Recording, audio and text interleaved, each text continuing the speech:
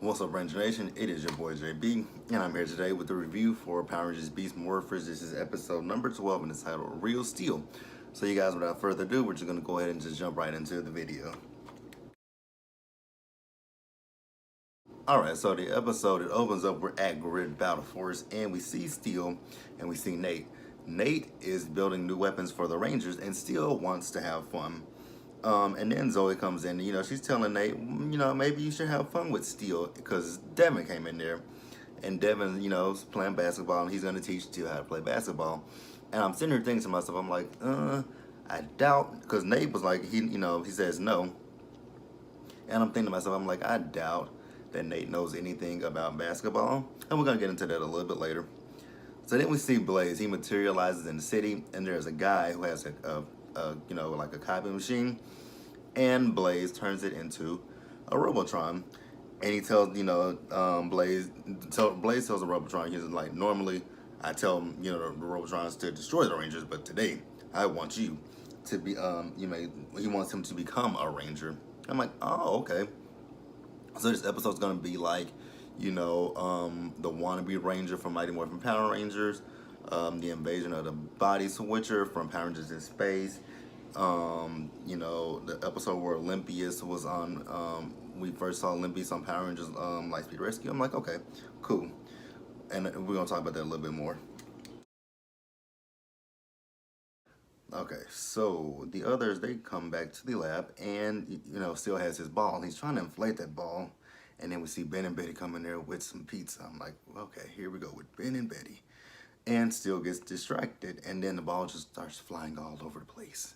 I'm like, okay.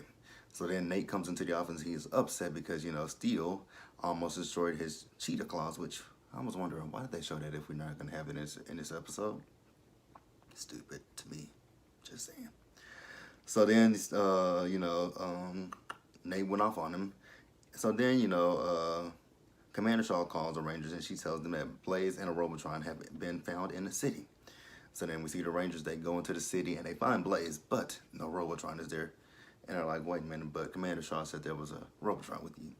Well, the Robotron is behind them, scanning Nate to make a copy of him. I'm like, oh, okay. Again, a reference to, what did I say? Invasion of the Body Snatcher, Olympius, and the wannabe Ranger from Mighty Morphin Power Rangers. Where are we at? So then, they start the battle, and Blaze looked like he was getting the best of Devin, and then Steel goes to help him, and then looks like Nate was taken to beat up by one of the Tronics, and, Steel has his blaster, and then one of the Tronics bumped into him, and he accidentally blasted, and Nate got mad. I'm like, Nate is not mad about that. But we're going to pretend like Nate is mad about that, just for the sake of saying Nate's mad. Alright, guys, so back at Grid Battle Force, Commander Shaw is talking to Nate and Steel, and she says, I heard that you guys got into it earlier, and, Nate was like, yeah, we got into it earlier because, Steel wanted to have fun in my lab, and he almost messed up, some of my new weapons that I was creating. And Commander Shaw tells him, like, okay, that's fine and all, but I need you two to work things out so that way the next time the monster, shows up, there's no issue. So then we see Blaze and Robotron, and the Robotron appear outside of Grid Battle Force. So what Blaze's plan is Blaze wants the Robotron to go into Grid Battle Force as Nate to go to the the computer that has the Ranger Zords and destroy it. I'm like, but how would he know where to go? How would he know the passwords to go? Like, he doesn't even have Nate's badge. So there was a little bit of a hole in that theory, but we're gonna run with that, I guess. Makes no sense. So then we see Steel. He, finds the Nate that he thinks is Nate, and he tells him, I cleaned out the lab, and then he tells him he promises to be more careful. And he was like, you promise not to blast at me again? And Steel was like, that was an accident. But Nate says, I forgive you. And then Steel asks him, so where are the boxes that did you get the stuff that you needed? He says, yes, they're out in the car. So then we see Steel, he goes out to the car, and he goes to one of the cars, but there's nothing in there. And then Nate pulls up in a car, and he goes to that, car that he's at and asks him, can he help him? And Nate, the real Nate, is upset saying, no, you can't help me.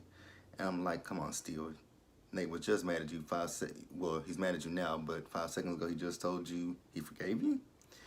Wouldn't that be a little bit of a clue to a robot that that's not the real Nate?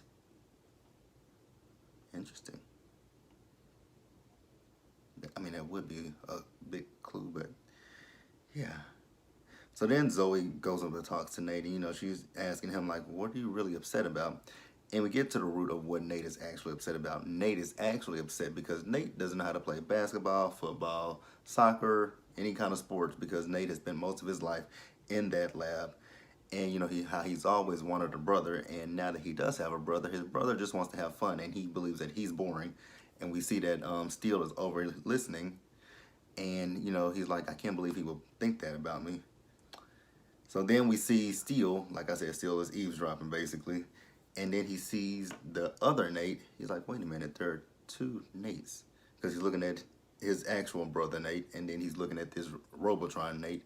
So then he follows the Robotron because he keeps going to different doors trying to password, but the door didn't open. And then he goes to the door with the computer in it, and it just miraculously opens.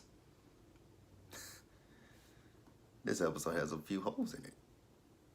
Interesting. Keep saying that. This episode has a few holes in it. But, like I said, Steele followed him in there, and he knows that now it's a Robotron. And then, the Robotron takes a hammer to try to destroy the computer. And then the others come in there to, Steele calls for help, and the others come in there. And when the others get there, the Robotron has turned himself into Steele.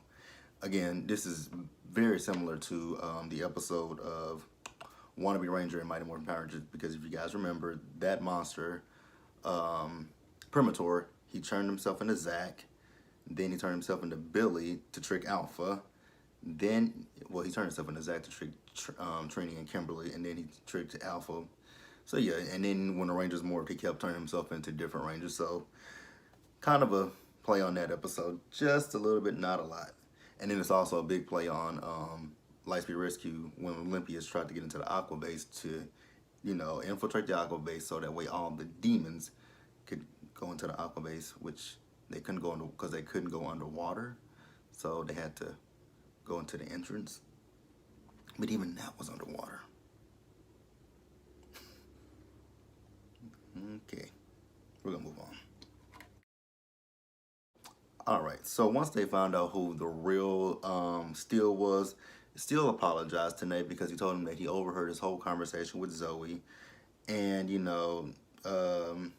so the Robotron, he actually did successfully destroy the computer. So it was, Nate and Steele, they were left there to, repair the computer because, unfortunately, without that computer, they're not able to access the Zords. And then, the others, which is Devin, Zoe, and Ravi, they go into the city, they morph, and they battle with the Robotron. And then we see Scrozzle in the cyber dimension. He sends in the Gigadrome, and so the Rangers are fighting. And then Nate calls Devin and tells him, your Zord is active. And I'm like, that was really quick. I mean, he smashed the computer. I thought that was really quick that he had the Zords back online. Kind of like last week's episode. Everything is really quick with no kind of, no kind of strife whatsoever. I just think it's a little quick, especially the fact that they had like last week's episode, they had an extra morpher for Zoe, and they had extra transporters for the boys. I guess maybe Guerrilla Battle Force has a lot of equipment. I'm just gonna assume that. So then, when Devin is fighting a Gigadrone, it makes a copy of his Zord. And then we see Zoe and Ravi, they're on the ground and they're battling with the Robotron. Now, I will say that with this episode, they did a good mix of, the original footage for Beast Morphers and the footage from Go Busters. I think they did a good job of mixing those two together. You could you could see where they did it. They took scenes from just Go Busters and put it in, but it was effortlessly how they did it, and I actually like that, as opposed to like Super Mega Force, Super Ninja Steel, all those supers, even Samurai and Mega Force.